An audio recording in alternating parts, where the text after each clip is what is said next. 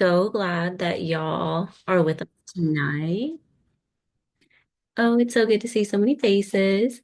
Um, so just really quickly, I'll go through kind of some intros before we dive into our budget series for today. So my name's Anna. I use she, her pronouns. I'm the Director of Policy and Campaigns with Ohio Women's Alliance, Ohio Women's Alliance Action Fund. Um, And this budget series is part of a bigger learning series that we're going to be doing with our change makers. And so if you're like, oh, I heard about this budget series, but I don't know what change makers is. Change makers is basically our volunteer base. And this entire year, we have a ton of phenomenal programming coming up. Which will include in-person things if that's your jam, if you like to be at rallies, be at marches, be at tabling events. But we're also going to have some opportunities for folks who maybe that's not their jam. Maybe they like to be home. Maybe for health reasons, you don't like to be around a lot of people. During the age of COVID and the flu, I more than understand. So we'll have some opportunities for blogging, for helping with comms, helping with the digital things, um, all of those great, wonderful things. And I'm going to drop just two links in the chat before we get started. The first one is our Changemaker interest form, if that sounds like something you would be interested in. And secondly, this on February 23rd, I think it's a Sunday, we're going to be having a Black AF film screening. And so we're partnering with Planned Parenthood. We're going to be screening Toni Morrison, The Pieces I Am. So all the information is in that second link if folks are interested.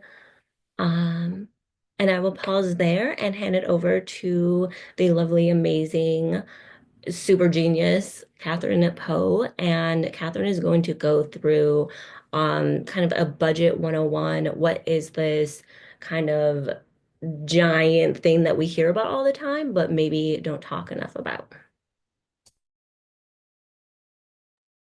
Yeah, hey guys, thank you so much for having me. I am going to share my screen. Okay. Okay, looks like that's working. Please let me know if you can't see it. Okay, cool. So just so you guys know, I cannot see the chat. So if there's a question, um, Anna, please cut me off. And don't feel weird about doing that. That's totally fine. So today we are going to talk about the state budget. This is my favorite topic in the whole world to talk about, and I know that it can feel really overwhelming. The kind of like little speech that I give at the beginning of these is always that I was a creative writing major in college, and if you would have told younger me that I would be passionate about the state budget and taxes, I probably would have told you that you were crazy. And I bring this up because when I was not involved in the state budget, it seemed very big and overwhelming and technical and difficult to grasp. And so if that's how you feel, just know that like that's also how I felt like 2 years ago. And so this is genuinely something that you can learn. You don't have to be an economist. You don't have to have a fancy degree. You don't have to have anything. You, as a normal person, can understand the budget. I am a normal person that now does this. So just to kind of start it off with like a little bit of like a mental reframe, we can then kind of just talk about like, why am I here? Why are we talking about this? Um, I love the Hell is Real sign. I think that it is an iconic Ohio landmark. And part of the reason why hell is real in Ohio is because we don't properly fund the things that we should be funding. We're not properly funding things that people genuinely care about with their own tax dollars. What we really want in this state, right, is strong public education, it's safe public transportation, it's good access to healthcare. And those are all things that your taxpayers can do, right? Your taxpayer dollars can do all of those things. But we are making a choice in this state not to do that. And that choice happens through the budget process. And so that's why it's so important to understand. The budget is a team sport. Everybody works on the budget, and something that you care about is in the budget. You might not know it yet. So today I'm going to kind of talk about like an overview of the budget and what it does. I'm going to talk about a little bit of taxes, because in order to understand the budget, we got to talk a little bit about taxes. But my coworker, Bailey Williams, is going to do the tax policy portion of this next time around. So first, let's just answer the question, how big is Ohio's state budget? So our proposed budget for the next fiscal years 26 and 27, the budget that we're working on right now is about $219 billion for 2 years and about $110 billion for 1 year. So that's a lot of money. This is actually taken from the budget department's annual review that they just actually gave to the legislature a couple of weeks ago. That's a lot of money. Now, this is our all funds budget. So this is both state and federal dollars. We'll talk about the difference. But just to give you just a perspective of how much money we're talking here, we are talking hundreds of billions of dollars are spent just in our state budget, just in the state budget of Ohio every year. And Ohio is actually very impacted by federal dollars as well. So there's state revenue and then there's federal revenue. And in 2024, the state of Ohio received about $41.3 billion in federal grants. You might have seen the federal freeze on the news. That is why that was such a big deal. Because when they're saying federal freeze, they're also talking about the money that's going into our state budget in Ohio, about $41 billion of it. And so in Ohio, for every dollar that Ohio sends to the federal government, the state received back $1.29 in our programs. So not only do we contribute a lot from the federal government, but in our state budget, we also get a lot. Okay. And I just wanted to throw this in here because of that federal freeze discussion. The federal government does have a really prominent role in our state budget and in our funding discussions. So let's just talk about only the state.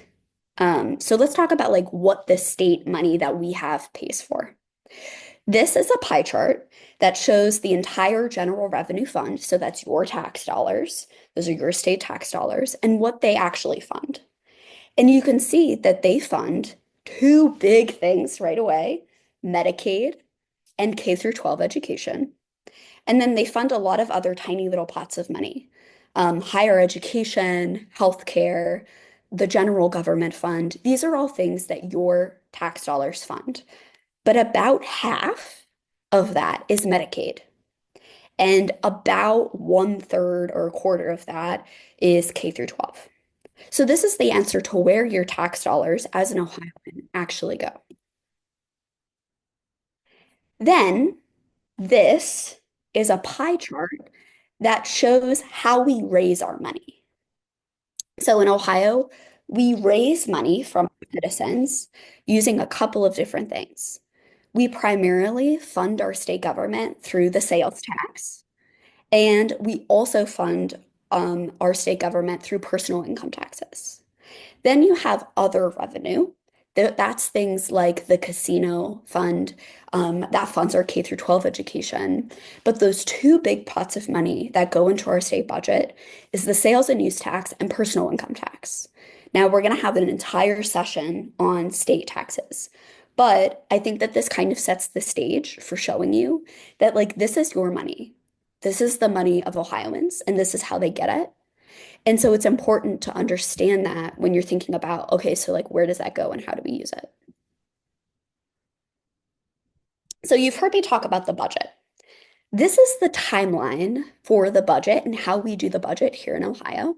It's a little bit different than what it is in other states. But Oh, before we move away from federal stuff, okay, I have two questions in the The first one is Ohio a net tax contributor to the federal government or a net receiver of federal funds? In other words, do we get more back in federal funds than we give?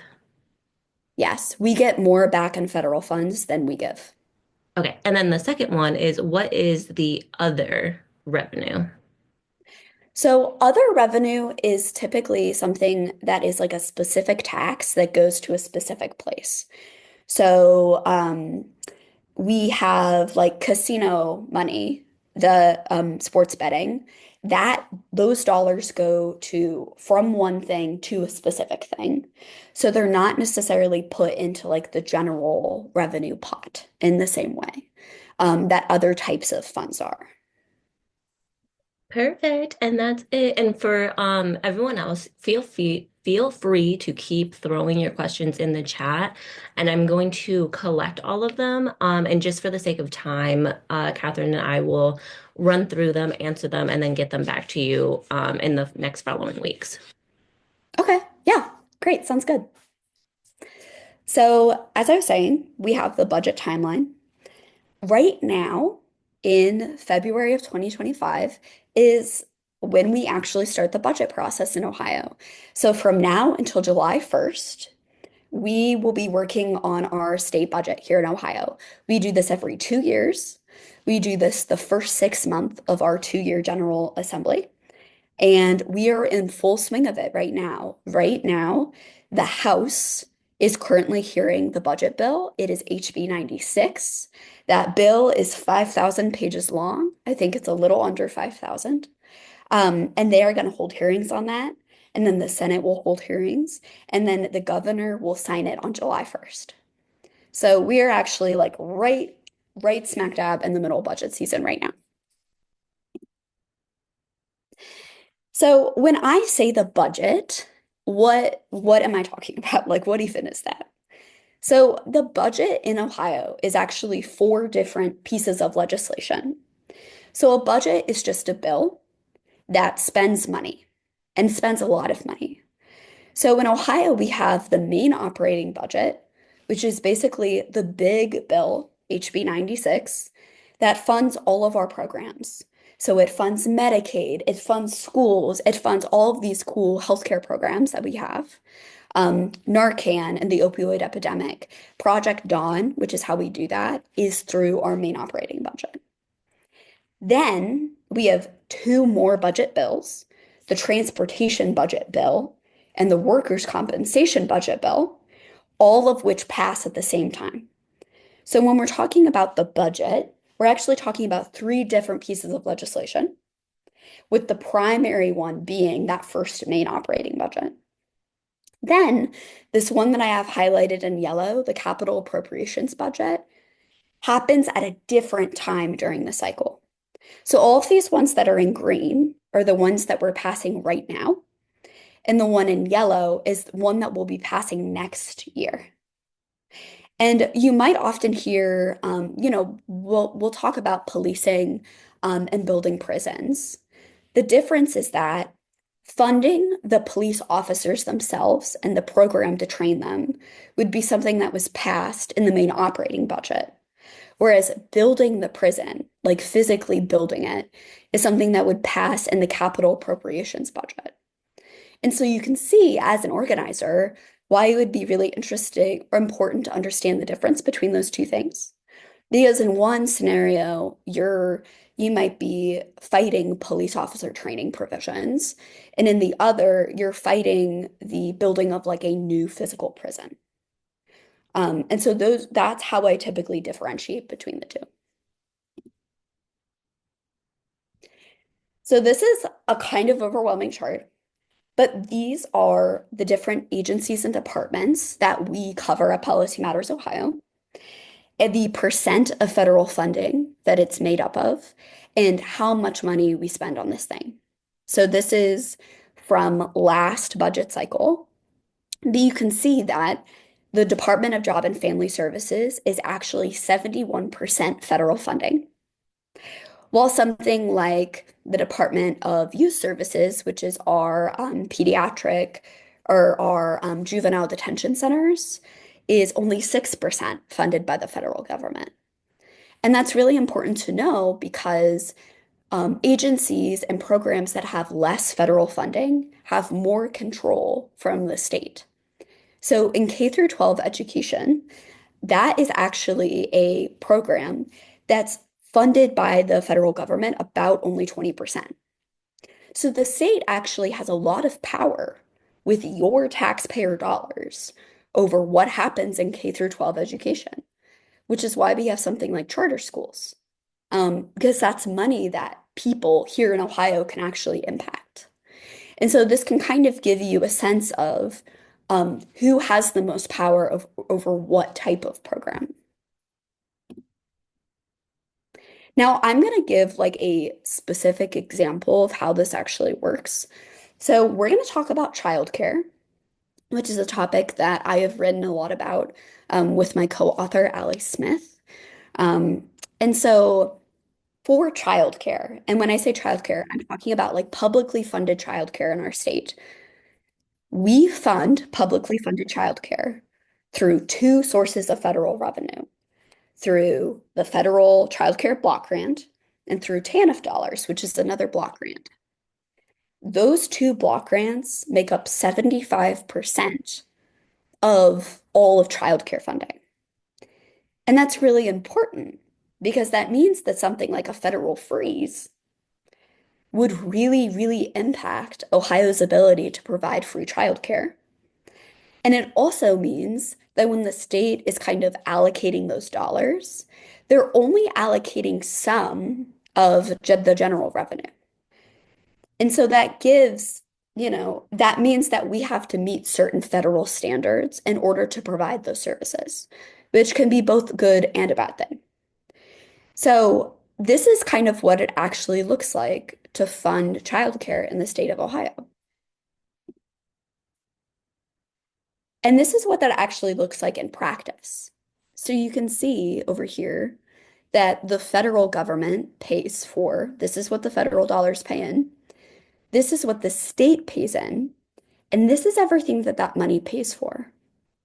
So the combination of your federal tax dollars and your federal state dollars pay for publicly funded childcare programming in the state of Ohio.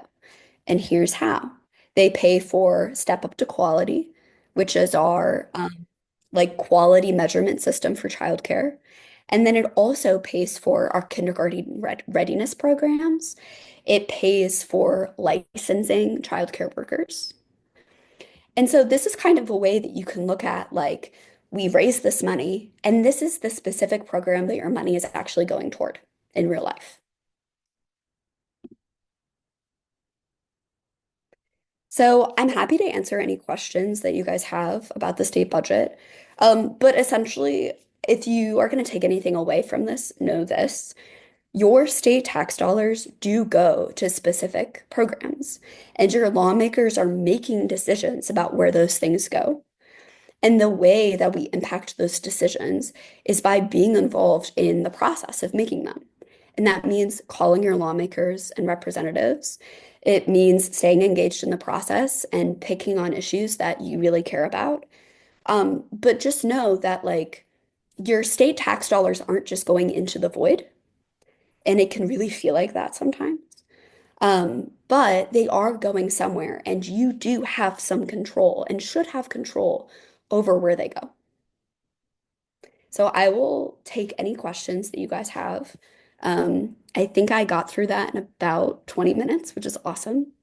So I figured that we could just kind of talk and I can answer any questions. Wow, you are so perfect. Okay, there's one in the chat that I don't want to get lost, and it says, can you talk a little bit about how legislation impacts the budget and how we can take part in impacting the budget? I know that SB 56 is trying to put marijuana tax in the general fund. A bunch of legislators were trying to make it to where state funds can't be used for abortions. Yeah. Yeah, I mean, so SB 56 is a great example of this. So this is a bill that impacts cannabis tax funding. So essentially, Ohio raises about a 10% tax on cannabis as of right now. and it has to do with how those dollars are spent. There are a lot of different proposals for how that would happen. There's one in the governor's budget, which actually separates the funds out into specific, like dedicated funding streams. There's SB 56, which I believe doesn't do that. It puts it into the general fund. And then there's like, I believe, a couple of others that like were floating around in the ether last year. And so the way to actually make your voice heard on an issue like this is first like contacting your state representative or your state senator and talking to them about it. That is truly like, I know that people often say that and it's like, okay, but like, is that actually going to do anything? At the state level, the answer is actually yes. Um, State senators only have two aides, and there are typically very small staffs. They only have about 100,000 constituents. So if you think about that compared to a member of Congress, your rate of actually like making a difference there is much higher. And for state representatives, they only have one legislative aide. It's an office of two. So if you call into a state representative's office, you have a decent chance of actually talking to them. Like some state representatives will actually be the ones to pick up the phone because they have such a tiny office. So calling and leaving a message, talking to them actually does impact discussion. The other thing that you can do is consider submitting testimony. So there are specific times where you can submit testimony. I believe they just heard testimony on SB 56 in the Senate this past week. But you can essentially sign up for updates about a bill through the committee that it's in, and then submit public testimony on that bill. And that's something that anyone can do. Like, you are totally allowed to go in as a normal citizen and like testify on a bill to the committee. And I would really recommend doing that because that does have a genuine impact. Not that many people do that.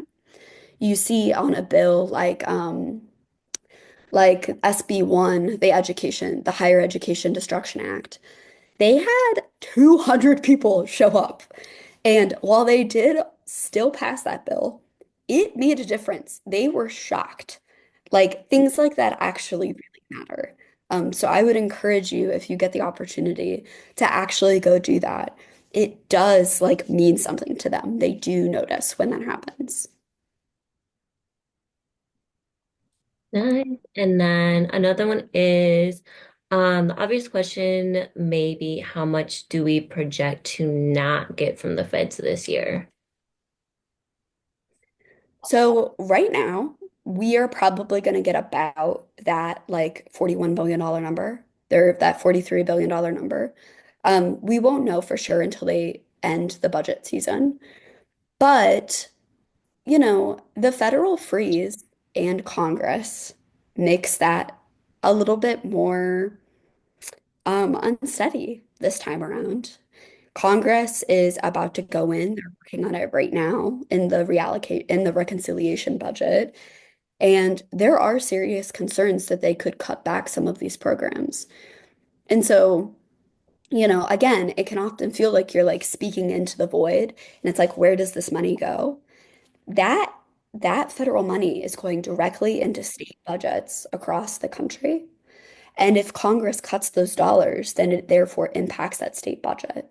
So you get a program like Medicaid that Congress is currently talking about cuts to. If they actually do that, that will impact the ability for real Ohioans to get access to healthcare. The Medicaid expansion group, which was established through Obamacare, if that funding is cut, people who are a part of that Medicaid expansion will lose their health insurance. So there is like a direct line, kind of. So we're all kind of waiting to see um, what those cuts will be and like where that would act, like how that would actually impact the budget going forward. Yay. And then there was a question in the chat about the allocation process and kind of like how the budget goes. And I might be a little rusty, so correct me if I'm wrong, but in the chat I put that the governor will make his budget based on the heads of all the public departments. Like they will submit what they believe they need to function within the next 2 years. And then the governor will take that, maybe tweak the number if he needs to. And then that will go to the House. The House will create their version based on his budget. And then the Senate will create their version based on the House's version. And then I always call it like a little like mini team up where a few folks from the House and a few folks from the Senate come together and like duke it out to make our state budget. Am I missing any key pieces or potentially misinforming anyone? No, that's exactly right. By the end of the budget process, there's three versions.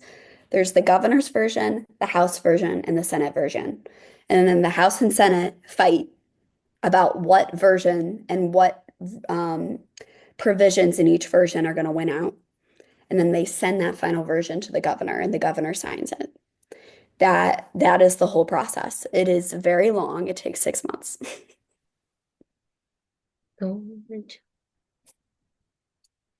Wow.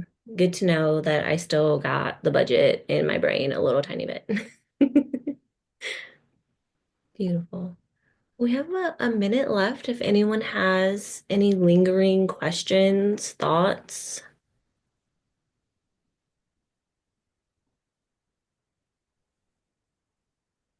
Is there a website with the data showing how many constituents are on the threatened?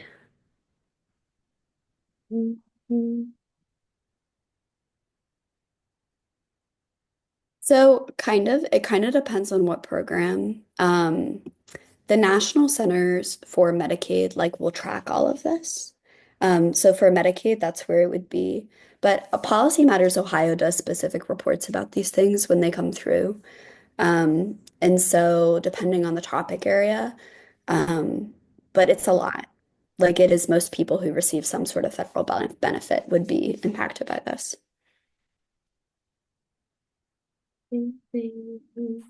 One last one. Any deadlines for lawmakers in the budget process that we should look out for?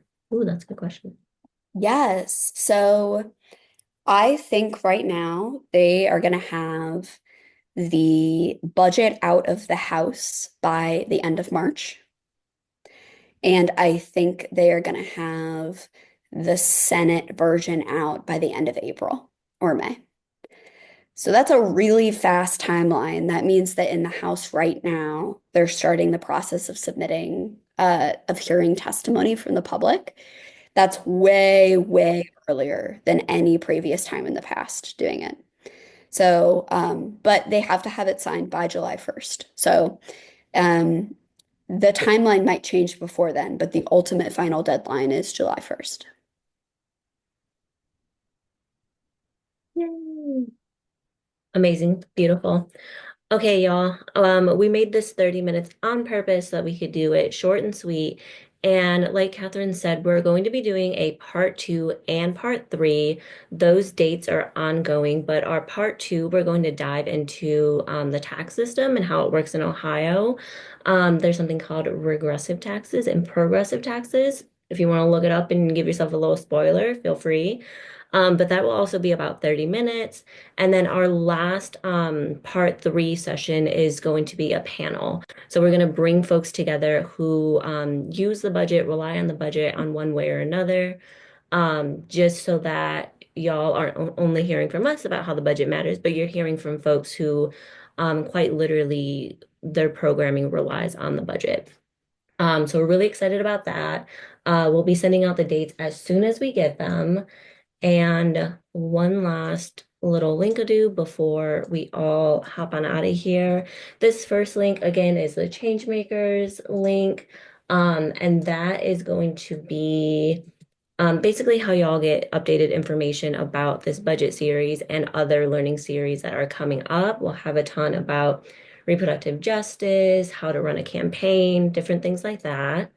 And then our second link is the link to Policy Matters Ohio. Policy Matters is like my top.